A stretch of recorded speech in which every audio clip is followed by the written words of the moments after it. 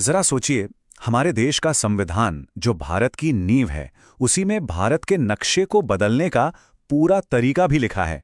सुनने में थोड़ा अजीब लगता है ना, पर यह बिल्कुल सच है।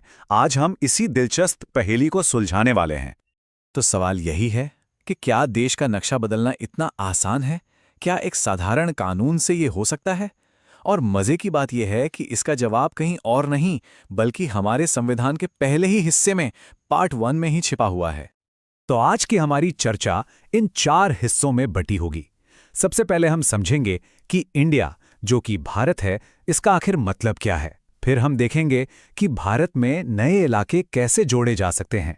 उसके बाद देश के अंदर ही राज्यों का नक्शा कैसे बदला जाता है, और आखिर में वो कौन सी चीज है जो हमारे संविधान को इतना लचीला बनाती है।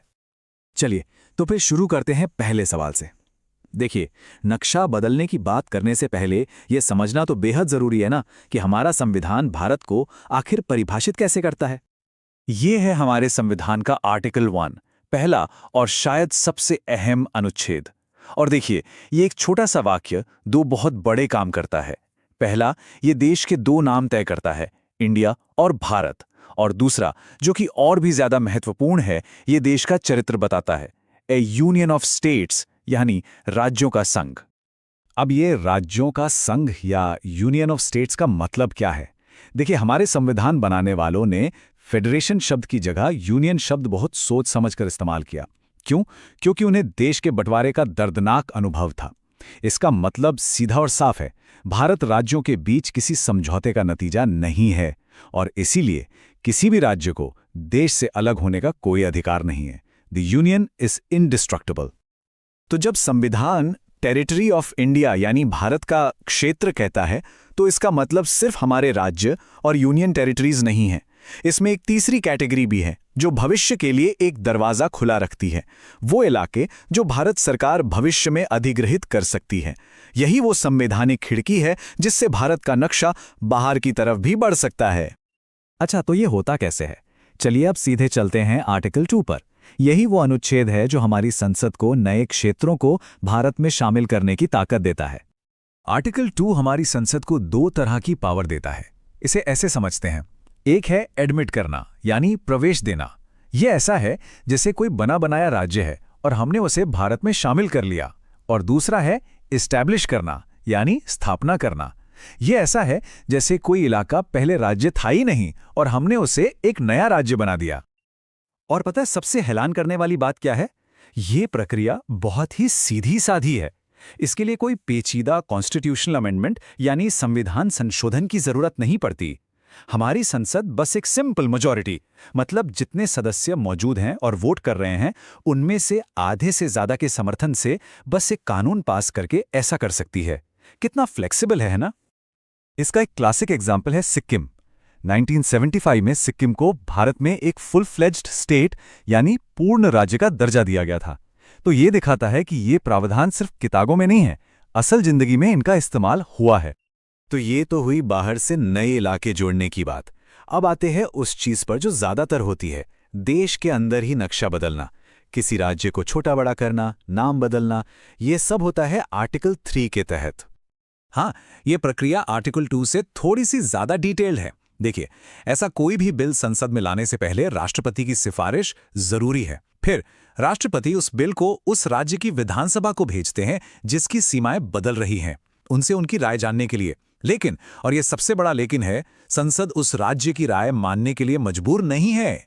जी हां, बिल्कुल भी नहीं। और इसका सबसे ताजा उदाहरण है तेलंगाना का बनना।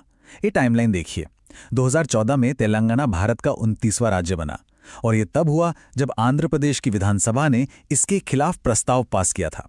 ये बिल्कुल वही बात साबित करता है जो हमने अभी कही। तो अब सवाल बिल्कुल साफ हो जाता है, जिस पर कई लोग सोचते हैं कि क्या केंद्र सरकार वाकई किसी राज्य की मर्जी के खिलाफ जाकर उसका नक्शा बदल सकती है? और इसका सीधा सा जवाब है नहीं। संसद राज्य की राय से बिल्कुल भी बंदी नहीं है। संविधान ने आखिरी फैसला लेने का अधिकार केंद्र की संसद को ही दिया है। ये एक बार फिर उसी राज्यों का संघ वाली बात को मजबूत करता है, जहां संघ हमेशा राज्यों से ज्यादा ताकतवर रहता है। तो आखिर इस पूरे सिस्टम के पीछे का राज क्या है? वो कौन सी मास्टर की है हमारे संविधान में जो नक्शा बदलने को इतना आसान बना देती है? ये राज छुपा है आर्टिकल 4 में।